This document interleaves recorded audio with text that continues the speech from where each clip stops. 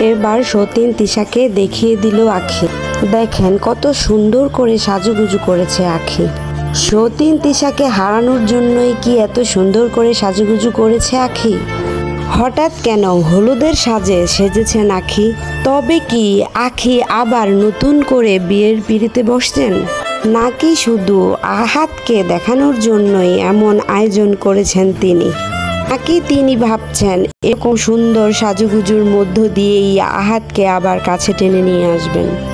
আখিরে সুন্দর সাজ নিয়ে রীতিমতো সোশ্যাল মিডিয়ায় আলোচনা ও সমালোচনার ঝড় তুলে দিয়েছেন নেটিজেনরা।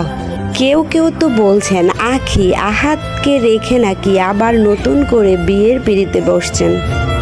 অনেক নেটিজেনেরাই বলছেন না, আখি নতুন করে বিয়ের পিঁড়িতে বসছেন না, সে বরং একটি গায়ে হলুদের প্রমোশনাল ভিডিও করছেন।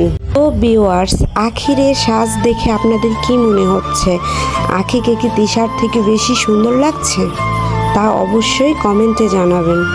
আমার ভিডিওটি যদি আপনাদের কাছে ভালো লেগে থাকে তাহলে অবশ্যই লাইক করবেন, বেশি বেশি শেয়ার করবেন আর সাবস্ক্রাইব করে অবশ্যই আমার ভিডিওর পাশে থাকবেন।